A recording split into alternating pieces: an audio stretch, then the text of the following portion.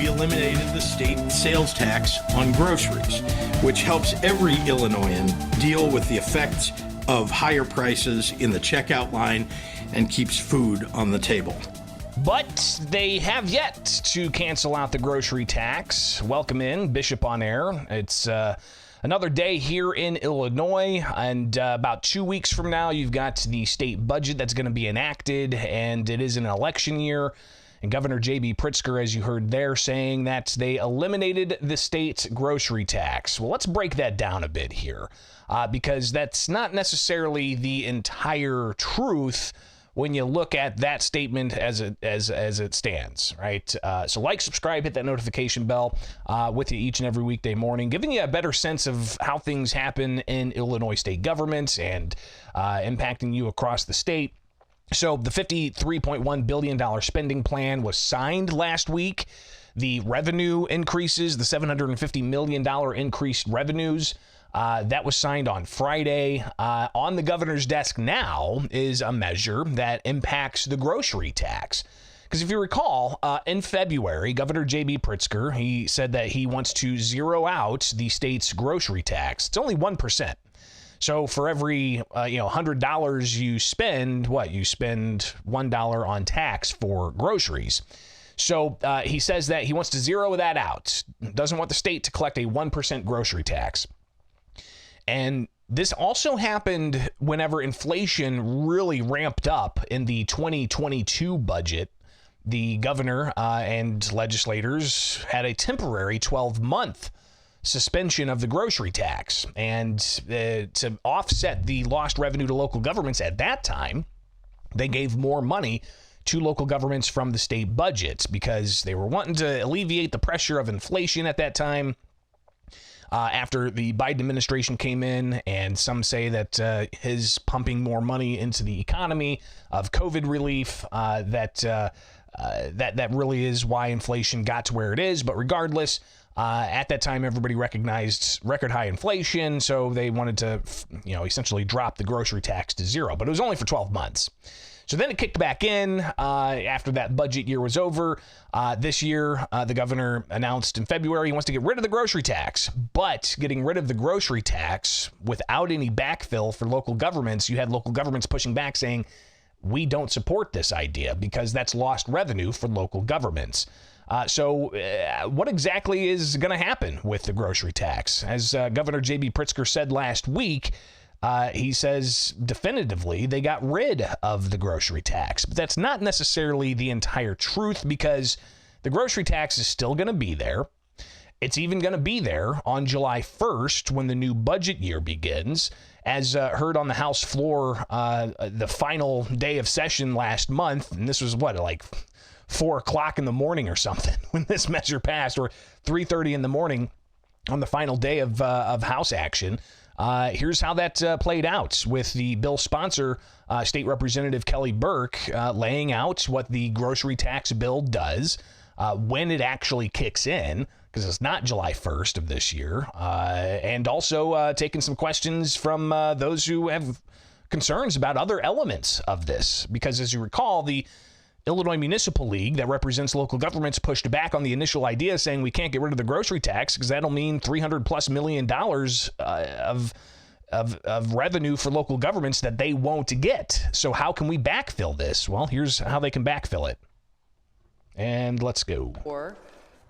Contains provisions relating to the elimination at the state level of the 1% grocery tax starting in 2026.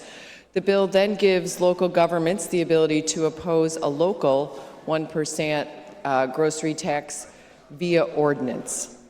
The bill also allows non-home rule communities in Illinois to impose a local sales tax up to 1% in increments of 0.25% via ordinance rather than by referendum. So, this bill is again, you've got here Kelly Burke saying that the ordinance, the measure eliminating the grocery tax, that actually won't kick in until January 1st, 2026. January 1st, 2026. That's also when local governments can enact their own grocery tax of up to 1%. Not through voter referendum, just through resolution. But there's something else in there too. They can also increase the sales tax at 0.25% up to a certain percent without a voter referendum. State Representative Brad Halbrook, not a fan of that idea. Full of taxpayer abuse. HB 3144 removes the protections for local taxpayers by allowing local governments to tax them on merchandise without the permission in a referendum. This means the state is giving permission to local governments to go behind the backs of the taxpayers and pass tax increases way above what they are paying now on the grocery tax. There is no excuse for the House of Representatives to be eliminating protections for local taxpayers just so the governor can tout a political victory for his grocery tax. On top of these issues, there is a direct tax increase to the hotel industry, a 911 surcharge to Chicago, on and on and on, all wrapped up in HB 3144. This is just ridiculous. So again, you've got the other elements of this that Halbrook's touching on. It's not just eliminating the grocery tax statewide. It allows for local governments to increase that grocery tax. All of that happening January 1st, 2026. But it also allows for the local governments to increase sales taxes as well. But you hear even more debate about this. We'll hear House Speaker Emanuel Chris Welch touching on the grocery tax and providing historic support for local governments. And then State Senator Andrew Chesney debating this as well, all in an election year. Where the governor can tout he is ending the grocery tax. He says it definitively. We ended the grocery tax, but the grocery tax doesn't actually end until January 1st, 2026. And that's if he signs the bill. The bill's on his desk, expecting he could sign it tomorrow, but it's still not signed at this moment. More from Halbrook, and then Speaker Welch, and then Senator Andrew Chesney. Support cutting a grocery tax. We also support protecting local taxpayers from Springfield taking away their votes.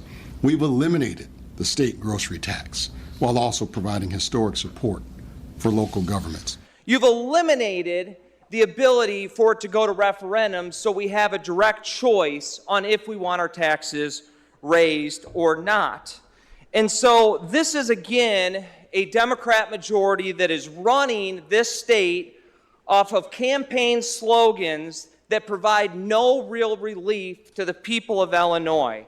Everybody in this room knows you are not cutting a darn thing. You are not providing any relief to local municipalities. You are using this for campaign reasons and campaign reasons only. So interesting to kind of hear all of that. Again, the governor... We eliminated the state sales tax on groceries, which helps every Illinoisan deal with the effects of higher prices in the checkout line and keeps food on the table. But they didn't eliminate the grocery tax yet. Even if the governor signs it, the grocery tax won't be eliminated until January 1st, 2026, from my understanding. But the governor, it's an election year, and he's touting that they eliminated the grocery tax. Speaker Welch touting they eliminated the grocery tax. Democrats putting that in all of their messaging going out to constituents that they eliminated the state's grocery tax. But again, that doesn't happen until January 1st of 2026. What happens July 1st is you've got a tax increase for sports bettors. Companies. You've got a tax increase essentially on retailers and on the businesses when it comes to net operating losses. Plus, you've got the gas tax that's going to increase yet again, and a bond authorization bill that is going to allow for local school boards to increase property taxes for school construction without a referendum. So a lot of different tax implications coming up starting July 1st. All right, Bishop on Air, thank you so much for hanging out. Greatly appreciate you guys being here each and every weekday morning. Like, subscribe, hit that notification bell, and I will be back sooner than later. All right, it's right here with Bishop on Air.